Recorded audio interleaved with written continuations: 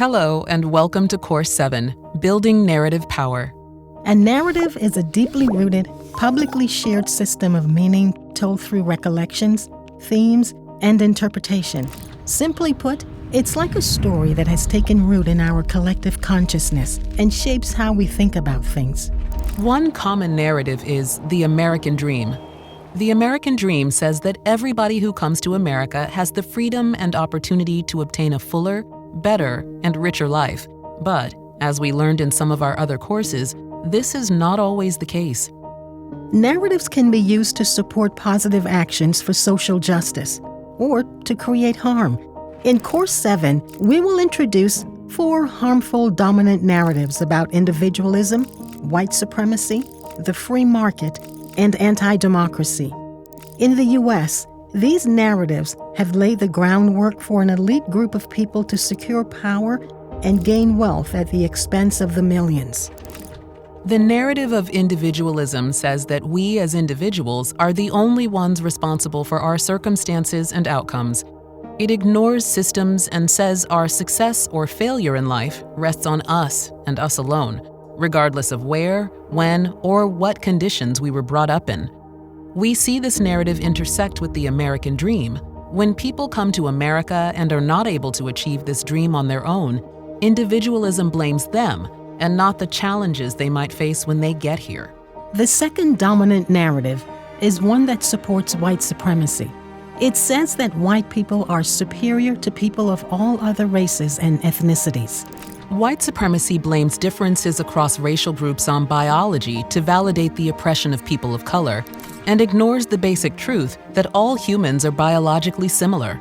In public health, this can lead us to accept health inequities as natural, normal, and unavoidable. The third dominant narrative, the free market narrative, holds that a freely operating market economy, functioning without regulation, will naturally serve everyone equally and create wealth for all.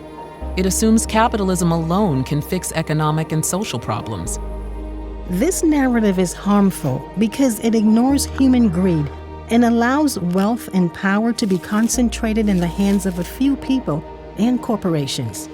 The free market narrative supports healthcare as a commodity to be sold, rather than a universal public good. The fourth dominant narrative, the anti-democracy narrative, says that government is the problem, not the solution to society's ills. It undermines our ability to have a say in the decisions that impact our communities. How do all these harmful narratives affect public health? They create conditions that harm communities and damage public health. They advance health inequity by eroding our ability to live our lives in peace, optimal health, and prosperity. Because narratives are in the ground, they appear to be neutral and obvious, like common sense, so we can't imagine things differently. Like weeds, harmful dominant narratives succeed through repetition. They're retold from generation to generation, from person to person, and especially through our media systems. We accept the stories we've been told and we act accordingly. But narratives aren't immune to change, especially if they're built on lies. When we work to challenge and disrupt harmful dominant narratives, they start to lose their power. How do we do this? We can work with community and cultural activists to promote positive, truthful narratives in public forums like law and policy, public health practice, and in our daily conversation. We need narratives that center our shared values and vision for a socially just society. We need narratives that can advance health equity through stronger democracy, shared access to our material goods, valuing all people equally, and with systems that allow everyone to have what they need to live and thrive. We need health equity. It's our mission to manifest a better future for our country and for our children. We can do this together by replacing the narratives that harm us with ones that support all of us. We need to be proactive in recognizing harmful dominant narratives and broaden our vision for what makes a happy, healthy society.